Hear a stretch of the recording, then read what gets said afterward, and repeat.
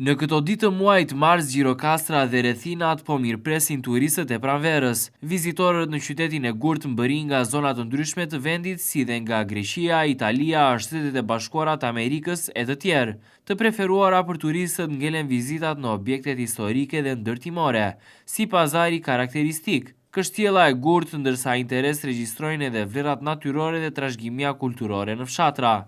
Well, we arrived a couple of days ago and so far it's very nice. The people are very friendly and well, it's a very nice country, many nice places, historical sites and very nice nature. Είναι πολύ όμορφο. Δεν έχω πολλή ώρα βέβαια εδώ που ήρθα, αλλά είναι πάρα πολύ όμορφο. Faktori lokal, aktivitetet e biznesit e të tjerë janë optimist për ecurinë e qëndrueshme të turizmit përgjatë këtij viti. Mes të tjera synohet që Gjirokastra të tërheqë numër në rritje të turizmeve nga Italia.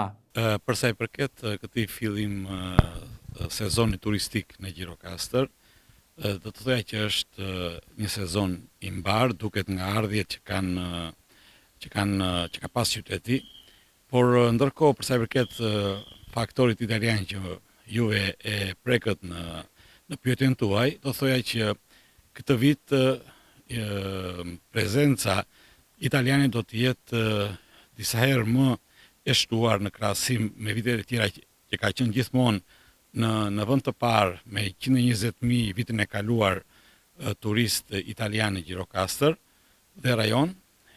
Këtë vit do të kemi edhe një prezencë të një grupi hotelier dhe administrim turizmi nga Venecia, të cilët po punojnë prej 2 muajsh në Gjirokastër për të përshtatur jo vetëm ambientet e një hoteliere të një hoteli këtu në qytet, por edhe po bëjnë një program mjaft largpamës për sa i përket ofertës turistike të Gjirokastrës.